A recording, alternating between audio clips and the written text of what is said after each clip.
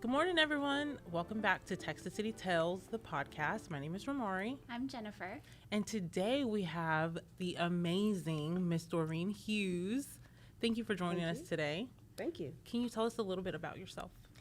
Well, Romari and Jennifer, thank you both for having me here today. It is just absolutely delightful. So a little bit about me. I like to call myself, the mutt that goes. And I make that in a fun way because I really enjoy my community. But at the core, I'm a realtor, I'm a teacher, and I'm a columnist, a writer for the Galveston Daily News. But the one thing that all of those different hats have in common is people. Each one of them. So I am a connector. I'm a people connector. I love being around people. I enjoy being in the communities and getting to know people. So that's a little bit about me. Can you tell us about some of the organizations that you're involved in? Absolutely. So when I first came to the community, it was March of 2008. And I came and started a company called Mainland Testing. We were located in Texas City off of Texas Avenue. And that company allowed me, I knew to grow my business, I had to get engaged in the community. And so one of the things, the first organization I joined when I came in 2008 was Texas City Lamarck Chamber of Commerce. I met a man called Jimmy Haley at the time, who was the president of the chamber, and we became instant friends. And from that organization, I started going into the community or getting to know the community, and I met Don Gartman. At the time, he was the chairperson for the Small Business Development Center, which is now SBDC. And from that, I just made my way into the Rotary Club. And those organizations are still very much part of my routine. I have since joined other chambers. I'm a member of Galveston Chamber, League City Chamber. But those three organizations are at the core of who I am. I'm more aligned with them. I have served on their boards. I'm active in the organization because I think that they embrace some of the values that I do. Amazing. So you said you came to this community, 2008? Yes, ma'am. So what has been your favorite thing about being here and being part of this community? The people. Yeah. The people. I have met so many people that my family now say, is there anyone you don't know? We were just talking to her about, I met her the first at Mayor Johnson's swearing in. So, 2020. In 2020, all masked up and all of that. I remember that. I think when you get, Jennifer, to really take the time, for me, I find that when you take the time to really get to know people on their turf, so to speak, in their world, and you really get to build that relationship with them without any expectations, just getting to know that person. And I have my favorite line that I say. When I meet someone, whether it's at the Rotary Club or the Chambers, or I go like, tell me about you. Just like that. That's my favorite line. I would say, tell me about you. And I stop and just listen, because when you make it about another person, the other person and not you, you realize, for me, I'm information gathering. Because in those 5 minutes I spend with that person, I know what school their kids go to, what church they go to, sometimes where they work, where they like to play. And so it's getting that information. So it's the people. Yeah, for me too. Yeah. I was born and raised here, and coming back now after a little time away, I just remember how much I love the people here and the community here. So I'm right there with you on that. And if when the people, not if, but when they realize that you are just there to get to know them without an agenda, so to speak, they really lean into you. I mean, I have people who would meet me on the road or in the bank or Walmart, and we would strike up a conversation. And my son, when he was much younger, he will turn around and would say, "Mom, do you really know that person?" And of course, I would go, "Of course I do." That was my secret. I'm like, "Of course I do." Now I do the same thing to my granddaughter. So you wear many hats. Yes. And you have a heart of service. Where did that come from? I think that came from my mom. Okay. I tell a story to my friends. I don't eat store-bought bread. Okay. And there's a story behind it because when I grew up in New York, and I get very personal, I get very emotional about this. But my mom made bread.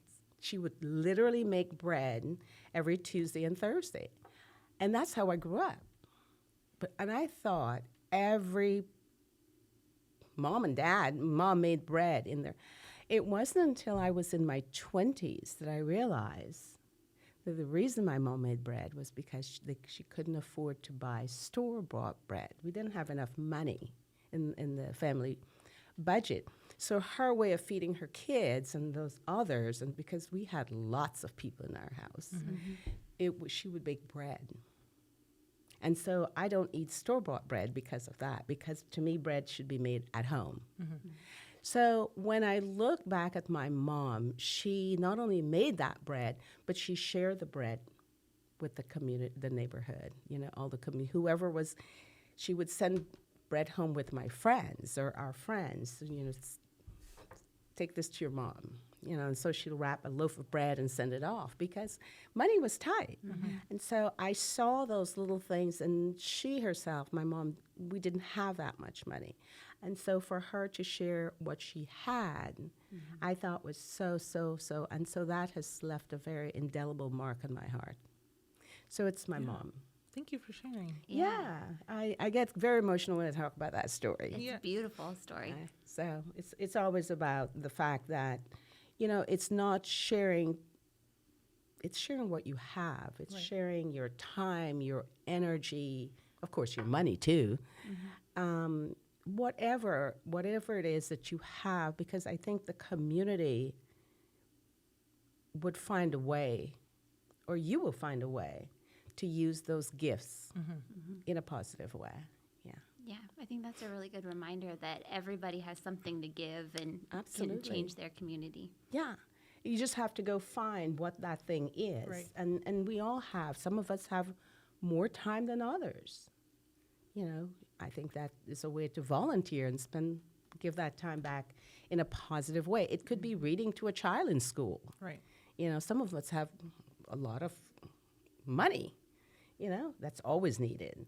But I think you just find what your sweet spot is and go do that. And so that's how I live my life. So I find it very rewarding. And what a great tribute to your mom, too. Oh, thank you. So it's Women's History Month. What women in history, or even your mother, would you say inspired you the most?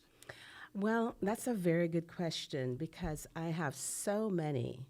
But the one woman that I think has had the great, aside from my mom, is Maya Angelou, the great American poet. Yes. I love her poetry. I don't read any poetry other than hers. But I love the way, her poetry, even her books. I've read, Why the Caged Bird Sings. And so they're so powerful, but for some reason, for me, they speak to me. So I love what she represents. Yeah, her ability, and she was a connector too. With her, she was a powerful storyteller. But I love her boldness and her.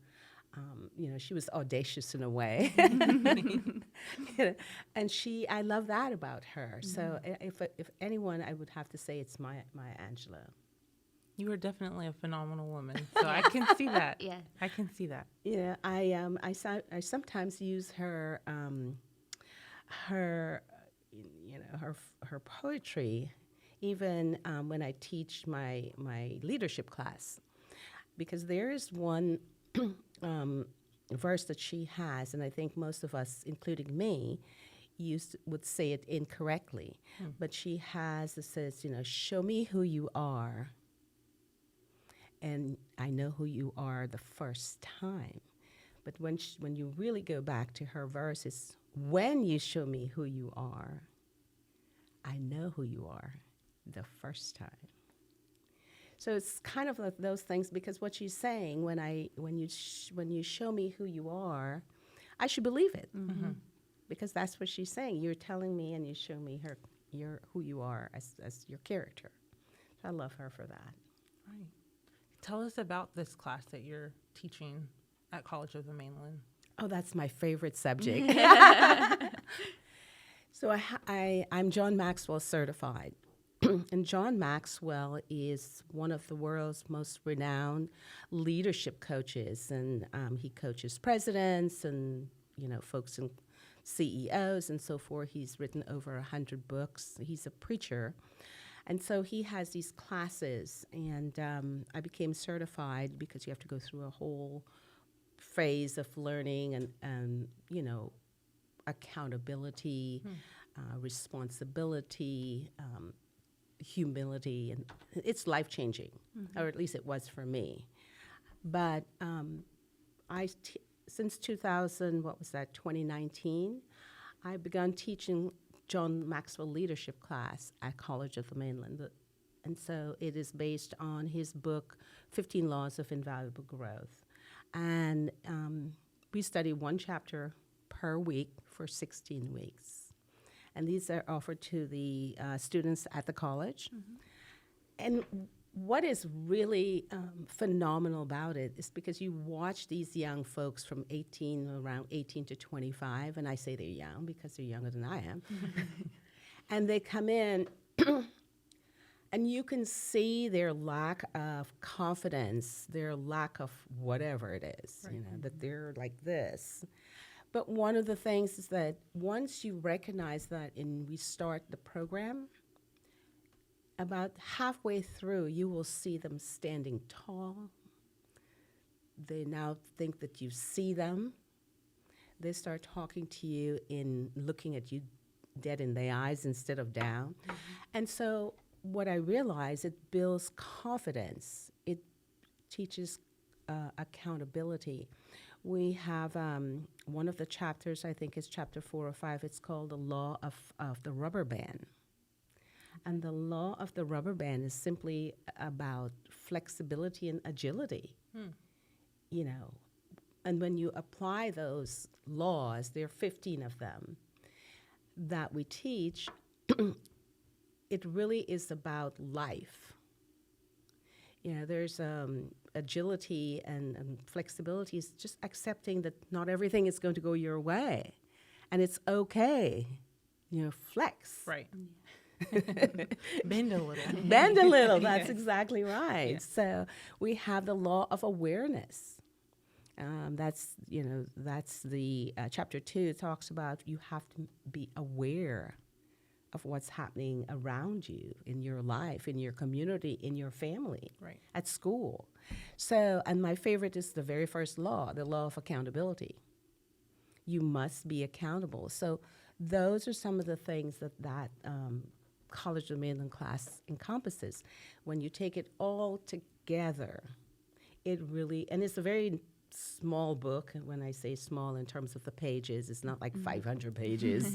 It's an easy read. Okay. So I like that, but the kids absolutely, or the young folks, they're not kids. The young folks really, really like it. And I see their growth, and I see their potential, and I just see it's like blossoming. Yeah. They blossom right before my eyes, and I love that.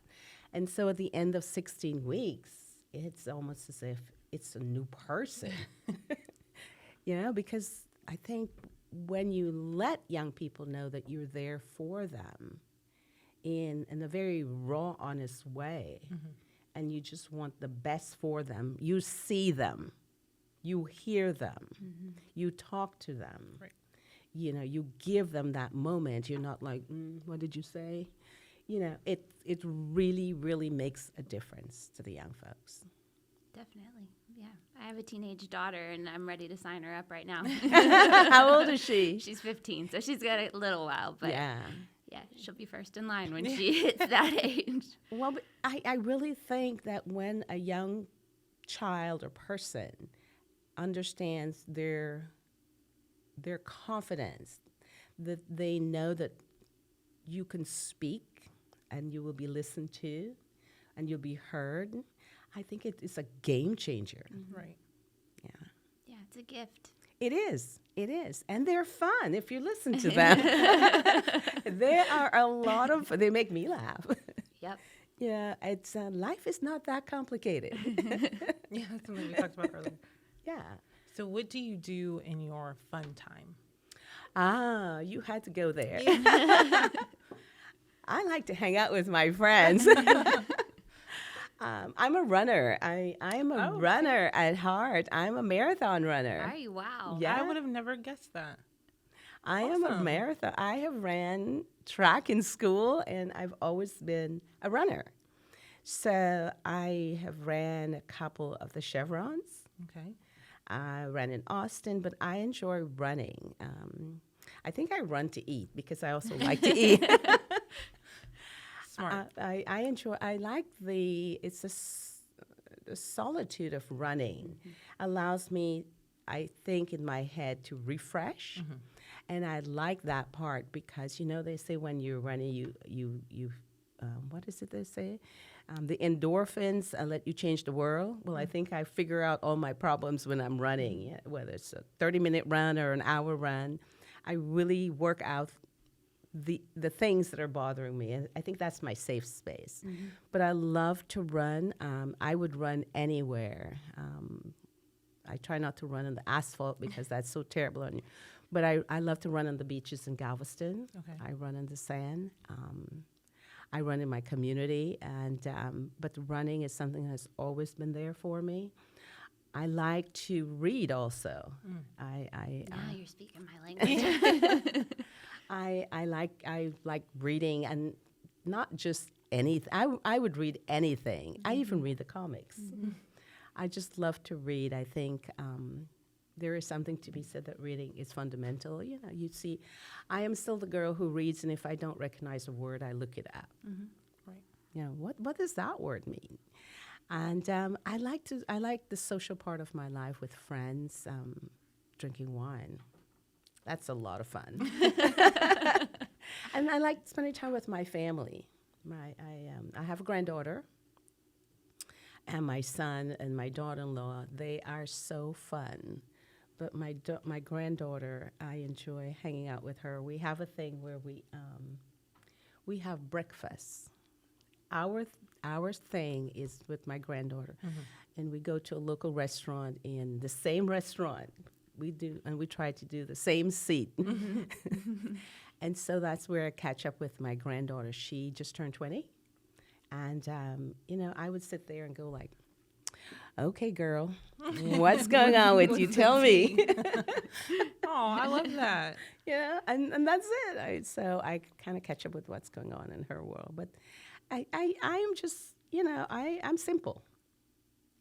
I love staying engaged with family, community, friends. Because when you do, it is such a tight connection that people realize that you just care. That you know, I'm still trying to get my granddaughter to pay for our breakfast. No. One day she's going to surprise me and say, I'll pay. Now you got to keep everything the same. Same seat, same restaurant, same bill payer. Yes. So, Well, I love that. yeah. I'm so happy that you came today and you allowed us to learn a little more about you. Yeah.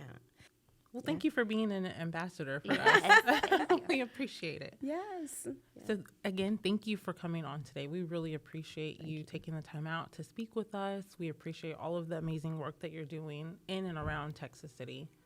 Again, this is Ms. Doreen Hughes, a phenomenal woman. Thank you. Thank you to the City of Texas City for sponsoring this podcast. You can catch new episodes every Wednesday on the city's Facebook page, YouTube, or wherever podcasts are streamed. If you have any recommendations for someone that's doing amazing work in Texas City industry or business, please recommend them in the comments below.